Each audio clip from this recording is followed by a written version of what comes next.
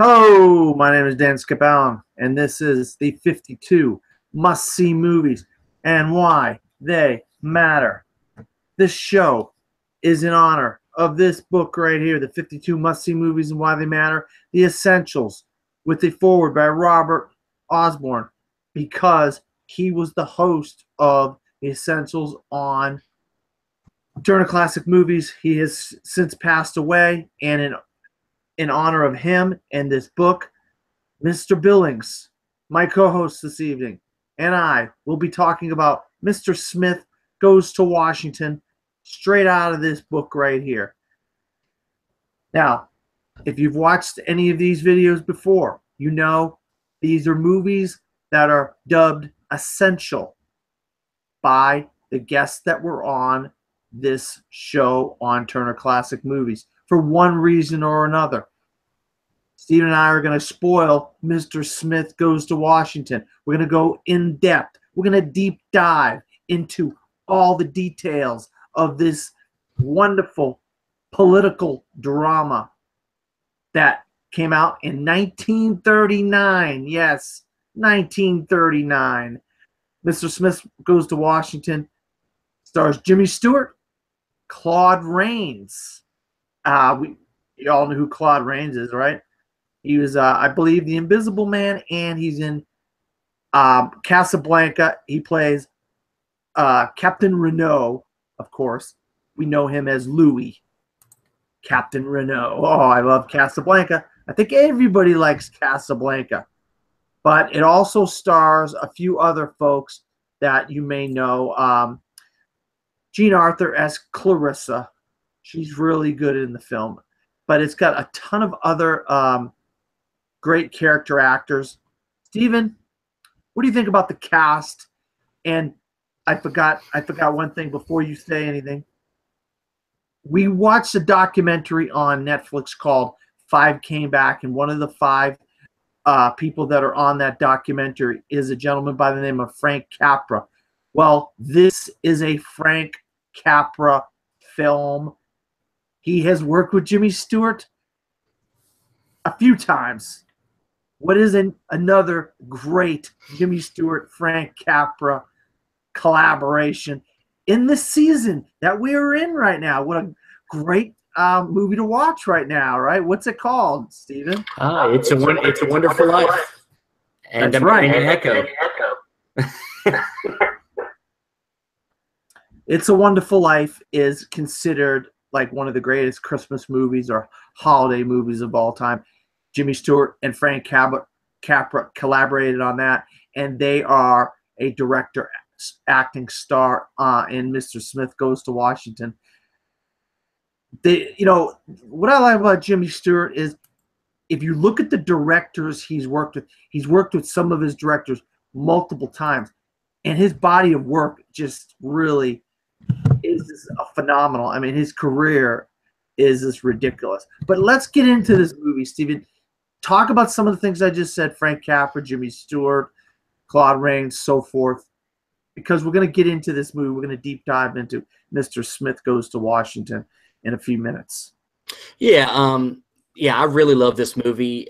It's what we call a whistleblower movie, where somebody finds out something about something going on in the government and then decides to take a stand, or leak information to make sure somebody gets punished, or and that's what happens in this movie. And I love Jimmy Stewart. Even in his older days when he starts to work with Hitchcock more, Rear Window, I love him in Rear Window. And Frank Capra has made one of my favorite movies of all time, It Happened One Night.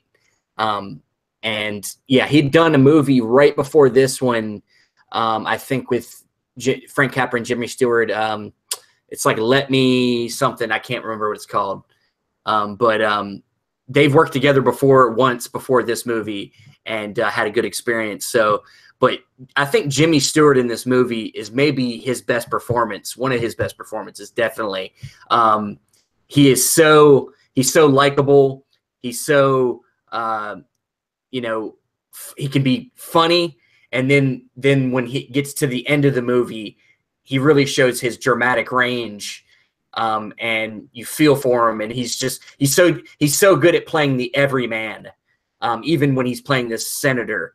And yeah, it's just a wonderful movie. It is really one of the essential movies of all time to watch. So yeah, well, Jimmy Stewart's character in this film is called Jefferson Smith, Jeff for short, Jeff Smith, and he is kind of taken under the wing from this gentleman, this senior senator named Joseph Payne, played by Claude Rains. And of course, we already talked about Claude Rains. We know what a great actor is. We've talked about him a little bit in the Casablanca episode of the 52 must-see movies. And Jimmy Stewart has been in a few of these 52 must-see movies. So obviously these guys are great actors, and they've been in quite a few of these movies that we're going to be talking about in the future, or we've already talked about. But he's a fledgling senator, and he gets elected into the Senate because they think they can push him around and he can do what they want him to do. Little does he know that they have a plan of their own, Mr. Payne and another gentleman. But it starts off as him trying to get a boys' camp made for this this piece of land by this river. So go into this whole thing, Stephen. You know, these guys trying to manipulate him into doing what they want him to do, is to do the boys' camp, because they were just going to do something that they want while he's trying to do what he wants. Yeah, I mean, basically, they wanted to get a guy they felt like they could control, somebody that they didn't really have to worry about. You know, he'd take the Senate chair, and he would just not be. He just, because he's inexperienced and he's young, he's not going to try to do anything too crazy. But unfortunately, the one thing he decides he wants to do conflicts with something that they're working on at the moment, which is trying to build this dam off of this river. And the same place they want to build this dam is the same place he has to build this campsite for these Boy Scouts. So it's like he's trying to pass this, it conflicts, and then it starts to just F everything up. You know, it just sends everything spiraling down, because once Jimmy Stewart's character finds out about why, he starts to look into it even more and finds out everything about it. You know, we'll get there. Well, that's where Clarissa comes in.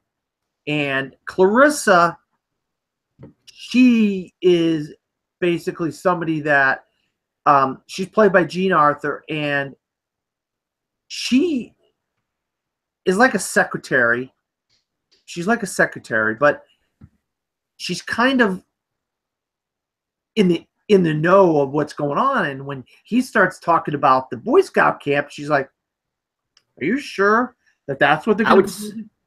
I would say she's almost like more of like a research assistant. Like, yeah, she's a little bit more, like, obviously more savvy than just a secretary. Yeah. Okay. Yeah. And she's like, "Are you sure this is what they're going to be putting on this land? Is a Boy Scout camp?" And he's like, yeah. And of course, she's the one who knows. And eventually, he keeps going back to her, and she tries to help him find out what's going on. And of course, like you said, he finds out that what their real plan is to build the dam there.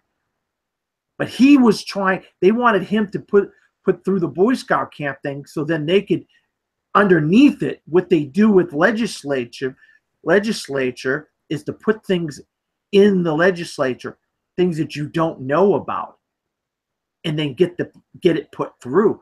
But he was like, "Well, I'm not going to put that through if you're not going to put the Boy Scout camp. I want the Boy Scout camp there. I promise these boys and these people, they're expecting this there, and we're not putting a dam there." And of course, they try to make him look like he's inexperienced, he's a fool, he shouldn't even have been a senator. Go into some of those details. Well, yeah, obviously when he first gets there, you know, he has a run-in basically with the media, kind of and obviously this movie has a lot of layers of the state of politics and the media, and how the media construes things and shows, it doesn't always show the truth, and it can easily be manipulated, and yeah, I mean, he goes through a lot of issues with that right off the bat. Nobody really takes him seriously, even though his character obviously is almost like a fish out of water. He has very much true American ideals, and goes into this situation not being very much a fresh fish, not knowing what it takes to really survive in this area, survive in Washington, D.C. He can't be these type of people. He's almost like Superman. He's like a Superman, like he has these ideals, he sticks to them ideals, and he can't be manipulated. Nobody can tell him and change his mind, which is why the character's so awesome. I love that he's very steady. Nobody can make him try to do the wrong thing. And with the Jane Austen character, I love her arc in the movie, because they could have made her, either cynical the whole movie, or she could have, kind of fizzled out of the movie. But I like her arc because she starts out like being annoyed with him being so optimistic. And she's very cynical because that's her life. And by the end of the movie, she's fallen in love with him because he's, maybe what she used to be like when she first got there, had a lot of, things that she wanted to try to do, but the scene, the politics wore her down, and the whole situation doesn't wear him down at the end. He fights until he goes into exhaustion, but yeah. And if you like political movies, if you like movies that are set in either a court or political setting, this movie has a lot of like talk of words such as filibuster and the honorary gentleman from such and such, may I have the floor? And if you give that person the floor, it can only be for a question and things like that. Because if you give them the floor, then boom, you lose the floor. And so that really leads into pretty much the end of the film, when he's trying to defend his character, because they basically defame him in front of the judge, which surprisingly, I've seen a lot of different judges in a lot of different movies. And this is actually one of the better judges I've seen in the movies, because this guy actually wants to give him a chance to speak, and so he's basically ran out of the courtroom or the place where all the senators talk, the governing body area, the room that they're in. And so he has to kind of regroup.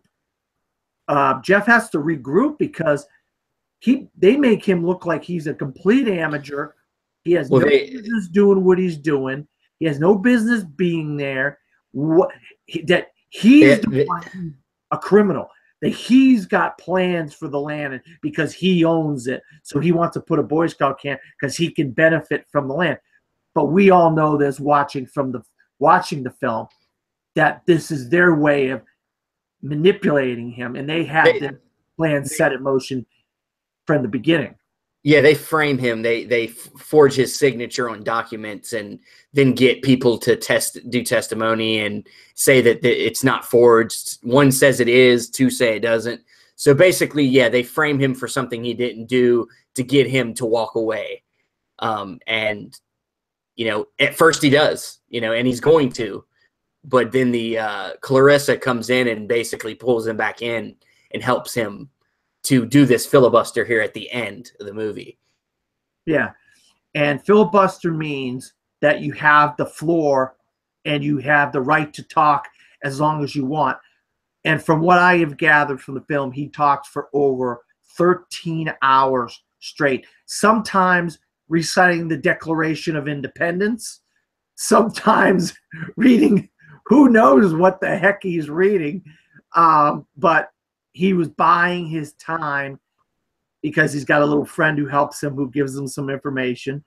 And like you said, Gene Fletcher's character of Clarissa helps him out as well. But as he goes into the court for the first time, after he regroups him, he comes back and he gets the floor. The judge gives him the floor. From that point on till the end of the movie, you could see his decline in his hair, his face. He's sweating, his eyes. He's just exhausted. You try to do anything, let alone talk or work or whatever. 13 hours is a lot of time to do anything, and you're going to be tired by it. You know, I've worked long hours. You work long hours. So that part, you could see the decline of his health and his body and everything as far as the movie keeps going on, getting closer and closer to the end. Yeah, right? Part of it was he had to continue to speak, and he also could never sit down. So that was part of the wear, is that he could never sit down. He could never take a break.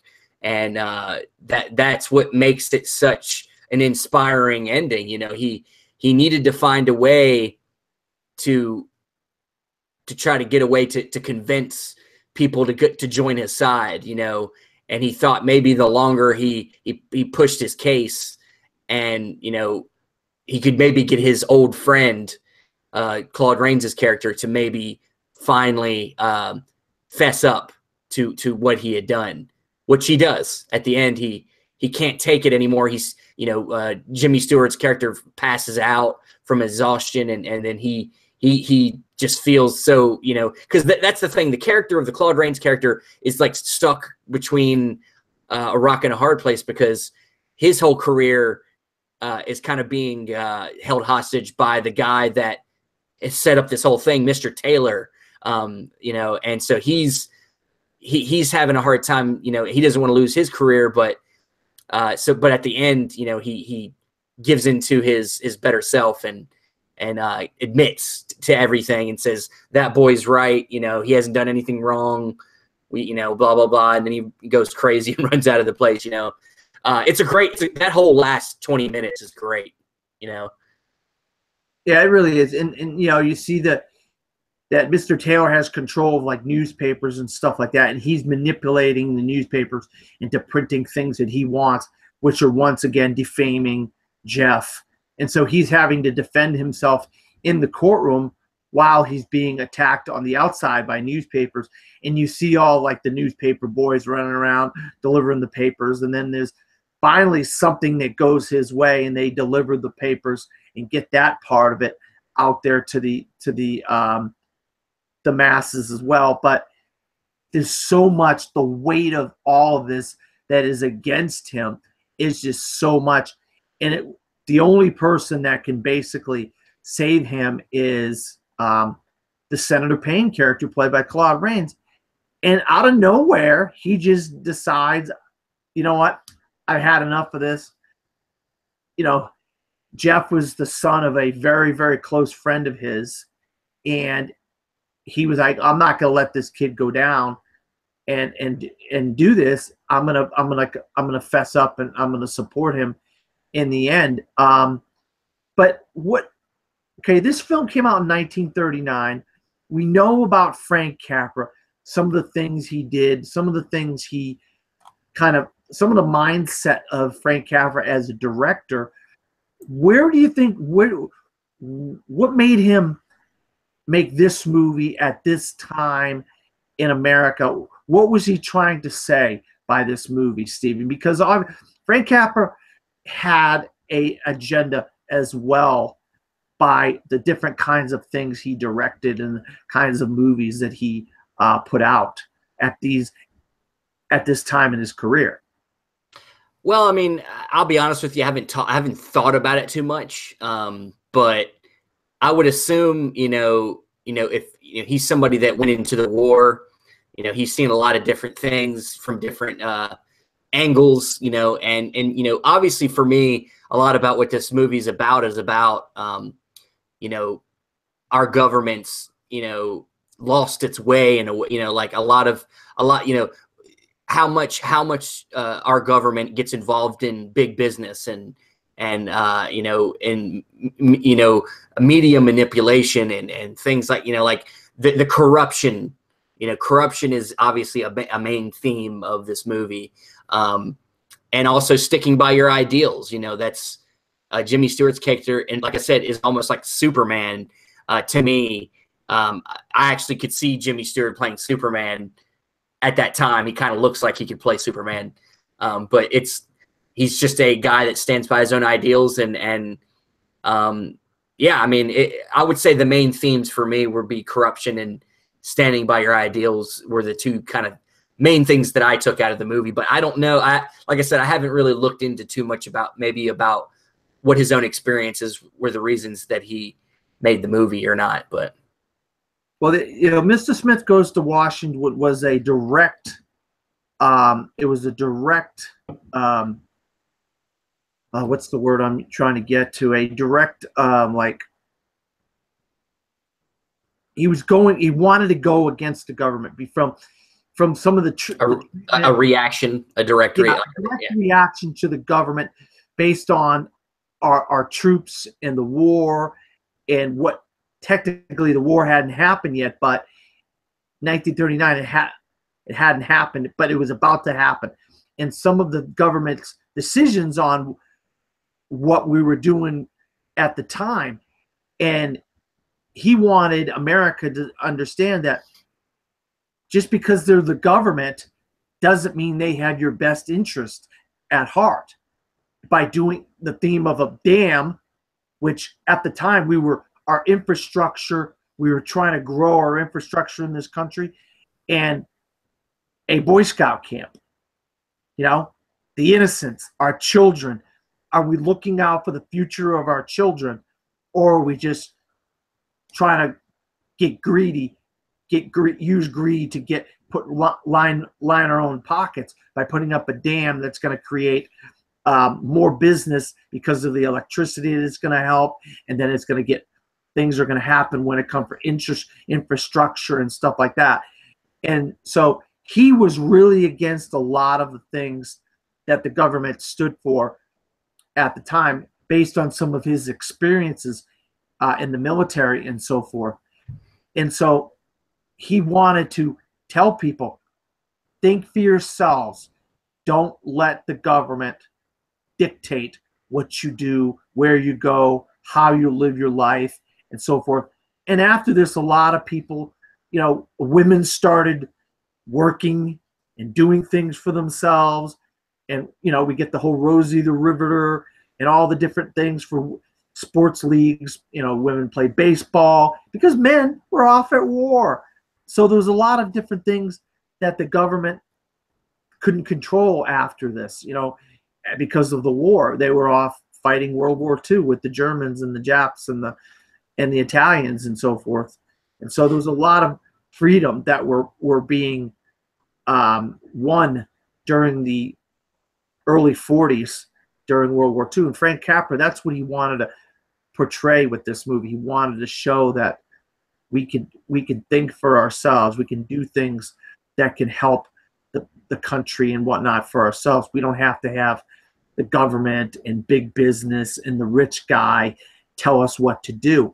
And, you know, the thing is, what makes Mr. Smith Goes to Washington even more relevant or essential now is some of the problems we're having with our government now, and some of the leadership of our country now. And so it's a very relevant thing when you think about the movie, because we have a lot of issues with government and the president, and a lot of the personal things are happening as well, things that are really just tearing the country apart because of freedoms. You know, the freedoms that we do have now, they're saying, well, freedoms are so much, you can only go so much with freedoms. I'm going to stand up, I'm going to say, hey, I don't want this to go any further. I don't want this to happen anymore. And that's kind of what Jeff did. I'm not going to allow these people to get away what they've been getting away with. And I'm going to stand up as long as I have to stand up to talk. And he does. He passes out at the end of the movie. And then. Yeah, I was going to say, you know, like going back into a little bit of that, you know, some of this movie actually you could say could be a little satirical, you know, to a point like where, you know, the Mr. Taylor character, you know, they're deciding who they want to be the next senator, and his kids are like trying to tell him like who the best candidate is, like, which of course they did pick the right candidate, but it's like to listen to your children to make a decision like that's kind of like, you know, and then he decides I'm just going to flip a coin, you know, and it's like, these are how decisions are made, and big decisions are made on choices that don't really, you know, that's how you make your decisions, not based on like a real democracy, just somebody flipping a coin. Like, it's like, that's another, I think that's like a wink at the, you know, how we maybe think about how government is ran, and, you know, to have a big business guy be making decisions like that. Yeah. Very relevant to our president right now, who is a big business person now running our country, you know? So it's like, all right. Yeah, you're absolutely right. And that's why these movies are in this book. And that's why they're such essential movies. There's so much with each of the movies we talk about. This one's got a little bit more going for it because there's so much going on in the movie, but so much that's relevant to today's society and back then. But Stephen, I appreciate you doing this episode of Mr. Smith Goes to Washington on the 52 must-see movies and why they matter. Where can you be found? Well, you can find me all over the place. I'm Facebook, YouTube, Film Club Central, Stephen Billings on Facebook, Instagram, Movie Man 16. I'm everywhere. I'm not as everywhere as you are. I used to be everywhere, but not anymore.